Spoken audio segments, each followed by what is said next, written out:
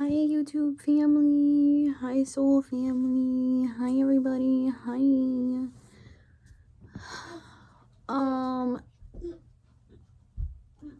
This is gonna be an unorthodox conversation today. So I said that. That's what I said. I said it. I said it. I said it. Whoa, hold on. This is a story time about a paranormal encounter. Okay, look, I'm gonna just tell y'all. My brain don't have the words.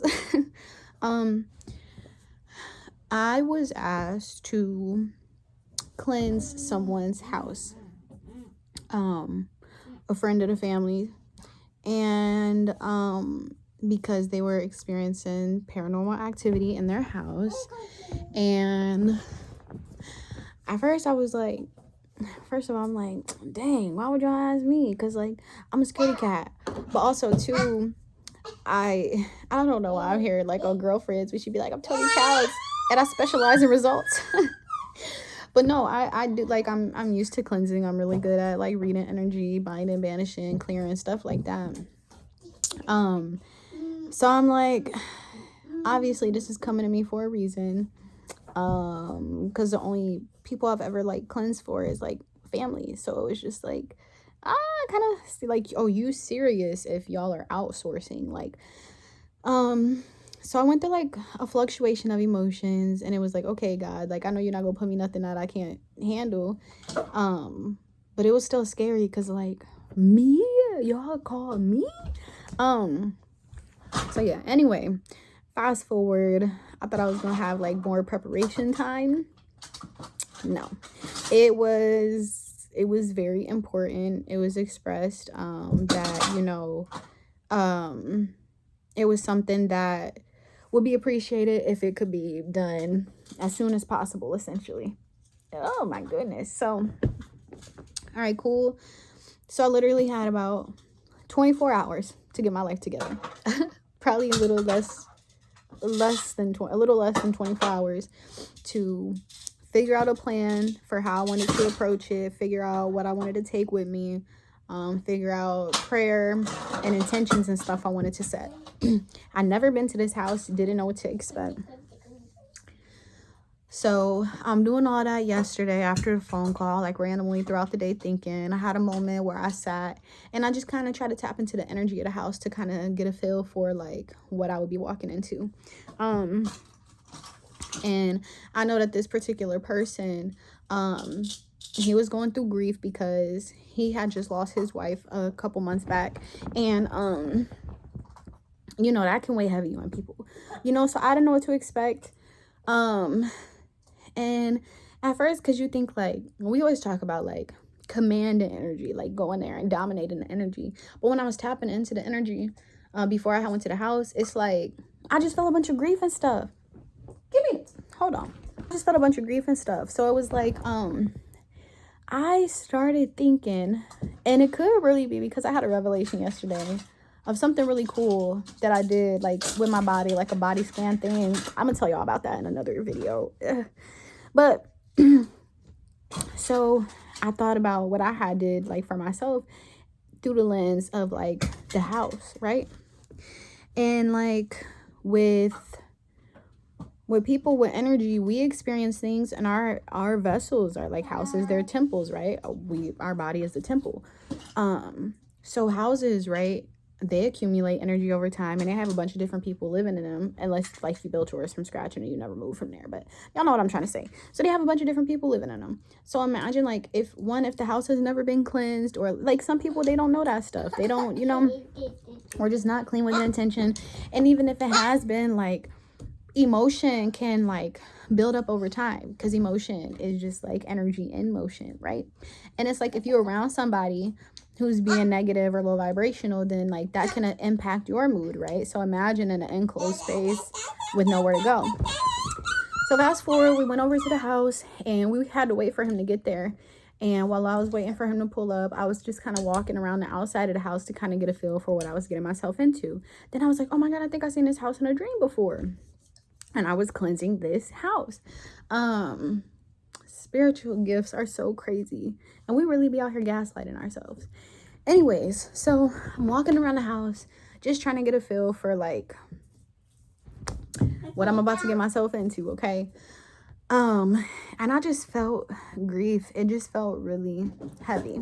Mind you, prior to them asking me to come do this, a few days before I was asked to do this, my cousin had actually told me that he went to the house and he's seen the paranormal activity that was going on in the house, because he was like, oh, it's probably not, but he went with like my aunt and stuff, and like, so they actually seen the paranormal activity, okay?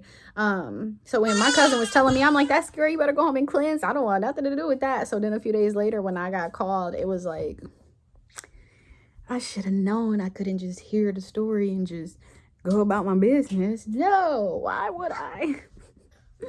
Anyways, yeah, so I walked around the house, got a feel for it, and I felt like a bunch of grief and sadness, and I did feel an angry presence in the house. But even the angry presence, like, I be saying that anger is just passionate sadness. So if this spirit, this presence, this energy is angry, why is it angry, right? Cool. So he pulls up, we like, all right, we ready. He like, cool, what you need me to do? Like, what? And I just like, you could tell me a little bit about the house if that's what you want to do. Boom, boom, boom. Did that. He was going to show me like pictures and videos. And it wasn't that I didn't believe him, but I didn't want to go in there with a preconceived notion. And I didn't want to go in there scared, because I already had this mindset in my mind of how I wanted to approach it. And even though I was scared, I felt confident. I didn't want to watch the videos and get scared and chicken out. I'm a scaredy cat. I'm going to do it scared, but like, that's going to stress me out. I'm going to start messing up. So he unlocks the door. I'll go inside. As soon as I step in this house, I almost started crying immediately. I was like, oh my God, it's so sad in here. So we're walking through the house. First thing I noticed, it's dark, because all the curtains and blinds and stuff was closed. And I was like, no, this just won't do. This just won't do. Because even if I turn on some lights, if it is paranormal activity, y'all ain't finna be turning off the lights and playing with me. Like, I made sure my battery was charged before I went. But y'all ain't finna drain my battery, and I ain't got no flashlight at this. I opened all as many blinds and curtains as I could. And then that helped a little bit. I also left the patio door open to get like that natural airflow. And downstairs wasn't so bad. Upstairs is where the scariest stuff was, but upstairs is also where they heard the footsteps. Upstairs is also where they hear the growling. Upstairs is where the negative or evil energy they thought was upstairs. So I walked around the house to get a feel for the house first before I started cleansing or doing anything. And when I got to the point when I had to go upstairs, well, first of all, when I made it into the one room, his wife was there. Her presence was there, and she was with a little girl, and it was the sweetest thing. Like, so that made me feel better, because if they there and they was nice, then it was like, okay, it's not all bad in here. Like, I got some allies if something go left, I think. So that was good. But then, don't put that in your mouth. You my baby. Put this on.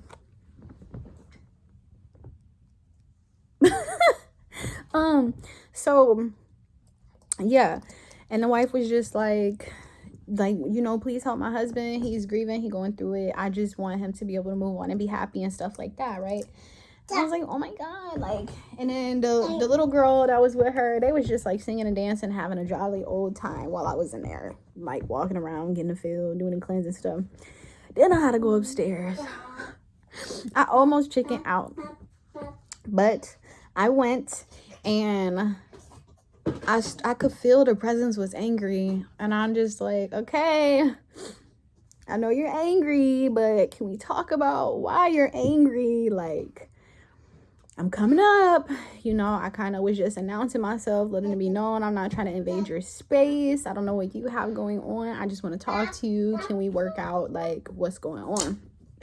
So I went up there, and it was like two different areas. In the one area, it was like heavy, but it wasn't as bad. The room they were scared to go in, boy, it was scary. It was so heavy. I didn't even walk completely in the room originally. I got to the threshold. I could feel, and I was like, oh, you're angry because you're sad. And that's when I realized, I was like, it feels like a little old man that lives here, and he was angry, and it feels like this little old man was grieving. It's a lot of anger there, like, and then I found out that that man had lost his wife. Like, they used to live there, and he lost his wife. And yeah, but anyways, I was talking to him, and I was like, before I do anything,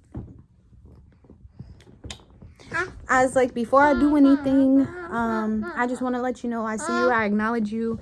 I feel like you're just sad. I don't think you're evil. I think that you're just upset because you were grieving, and maybe you didn't have anybody extending like grace and compassion to you at the time you was going through what you were going through. I want to help. I'm not trying to invade your space, but also, like, you kind of scaring the person that live here and the people that be here. So, like, can we figure out what's going on?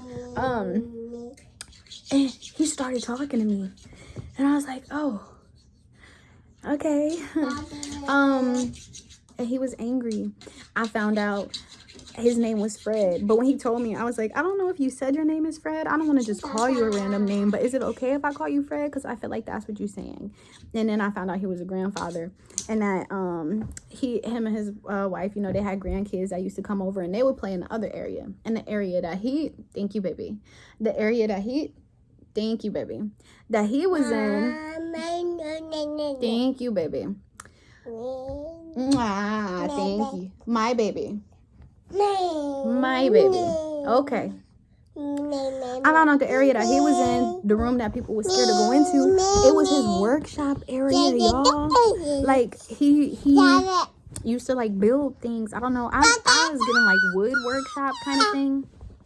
But that was his workshop area, and the room across the hall was for his grandkids, and they used to play over there. And in the outside area in the middle was like where he used to store like his tools and stuff for it, and he didn't like how that area was right now. He was mad about that, because it's a little messy, it's a little disorganized.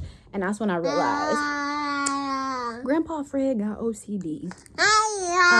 He run a strict program, and he mad as hell because them areas has been used for storage, but it's not like organized storage. It's like, it's cluttered. But again, the person that lives there has been grieving, and he been trying to clean up and go through all this stuff. So it's stuff everywhere, right? We don't judge people's grieving process, but Fred was just mad. Fred was also grieving, and Fred ain't been able to move on from that house. He been kind of stuck there, and now his space is piled and stuff, and the house is a mess, and Fred was mad. Anyways, we came to an understanding, and it got to the point I was like, okay, well, I got to make another lap around the house, but I'm gonna come back up here. And he like, make sure you come back, like I'm gonna be back.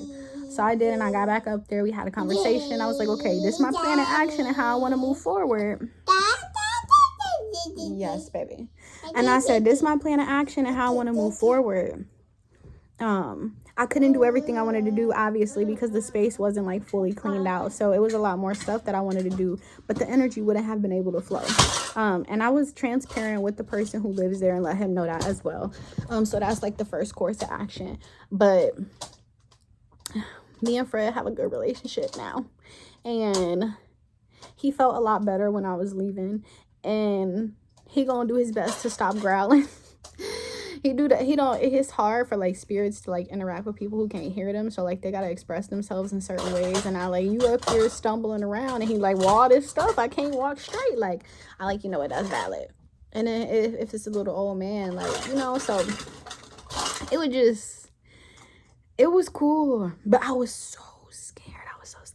And I asked, like, can I touch the wall in here so I can kind of get a feel for the energy? What, like, you know, to get to know you better. And that's when I realized, like, oh, this room was really important to him. Like, I feel like this was, like, his workshop and, you know, XYZ, ABC.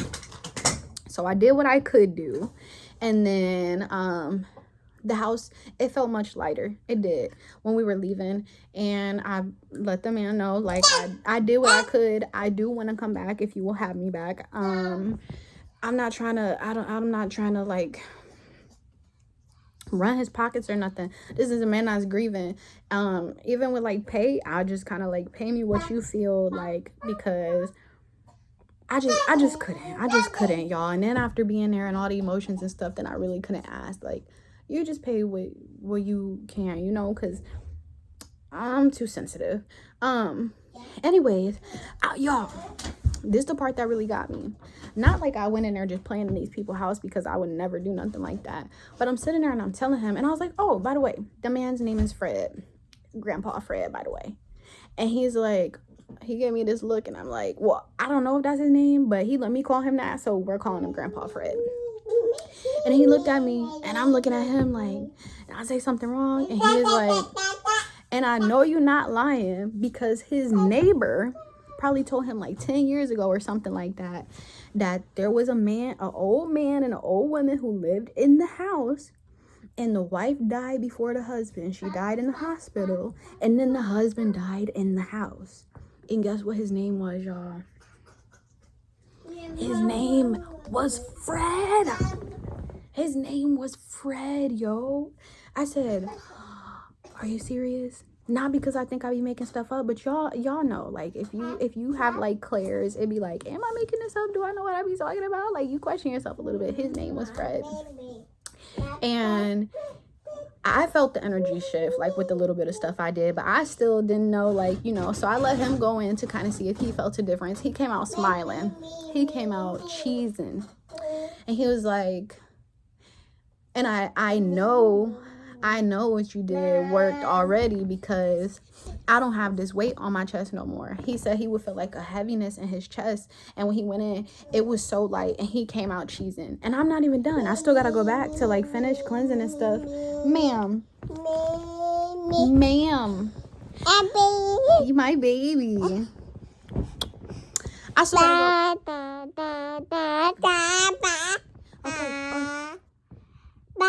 Okay. High five. High five. Why you gotta do it with that one? Whatever. Girl, get down from there. You want the cup? Here. Anyways, I still gotta go back. After he cleans up the house. So I let him know I want to come back, but the house got to be cleaned up first. And his wife was like, tell him this stuff need to go. That's half the battle right there. He got to stop holding on to stuff. And like, again, never judging the grieving process. Like, I know, like, but his wife was just so sweet. Like, and when I was telling him what she was saying, he was like, be careful. He was like, I could hear, when I was telling him what she was saying, he was like, I can hear her voice. I can hear her saying that to me. Don't you fall out. That's not funny. No, it's not. So he was just super happy. And he was like, I'm going to start cleaning today. Can you come back in like a couple days? And I'm like, whoa, now that's too much dip on your chip. Now, by all means, if he get it done in a couple days and I got to go back out there, fine, cool. Because I already started the process. But I was like, take your time, you know, because you'll be grieving in the process too. So like, you might not be able to do it as fast as you think, because you're gonna be grieving, you know. Sometimes them tears just hit you and you gotta sit down and just cry. Like, but it was really cool, and I was really proud of myself, and I was really excited, and I was just happy that he was happy. It's like, I helped him find peace, but I also helped his wife who passed away find peace. But then I also helped Mr. Grandpa Fred, the ghost that's living there, find peace. And they copacetic, and now he like, so now I gotta go in here and apologize to Mr. Fred, because I done basically in like, you know, in his space. And I was like, I mean, yeah, but I told Mr. Fred, like, you know what it's like to lose a wife, and you know what grieving is like, and people didn't extend you that grace and compassion. So can you please extend some love and kindness to this man, because now he's grieving his wife, you know what I'm saying?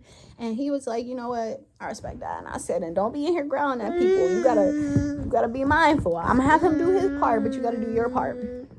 And it was crazy too, because when I was talking to Grandpa Fred, I would like ask him a question, and then a noise would happen, like in the house, or like, I didn't know the man whose house I went to, he had chickens, and the chickens randomly started talking when I was talking to Grandpa Fred. Like, I asked him a question, then the chicken would go off, and we didn't know it was chickens until later. But then I would ask him another question, stop, and then the chickens would go off, and it was like, whoa.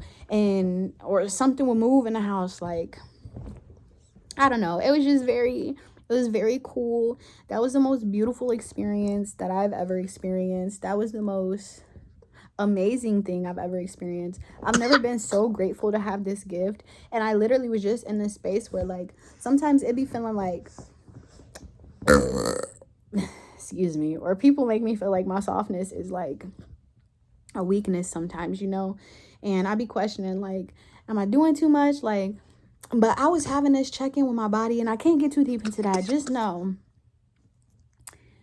today proved to me why my heart and my womb is not a liability. Today proved to me why my sensitivity is not a liability, why it is not a weakness. Because the way I shifted that energy, the way I moved that space around, the way I transmuted, and ma'am, stop doing that. The way I just shifted that energy, like, I'm that girl. I'm hurt. And I'm so excited, and I'm so proud of myself because I didn't know. Like, I knew, but I didn't know, you know. And I never had an experience like this, and it just made me excited. And, like, would I do it again? Yeah, I would. It was a beautiful experience. It was scary, but I would. And I just wanted to share that with y'all. So this has been story time about this has been a story time about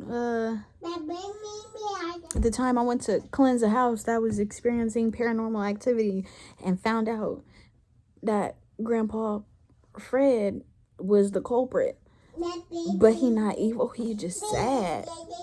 And we about to free everybody from their grief. And I'm just so happy. And I hope that y'all enjoyed this. And when I go and do the next part, I will let y'all know. If y'all want to know. If y'all don't want to know, you just don't gotta watch it. I'm gonna record it because I need to see this, like, for myself. This is something that I'm going to remember forever, or I need to remember forever. This is a pivotal moment for me. Saturn return has been crazy. Okay, I love y'all. Y'all be safe.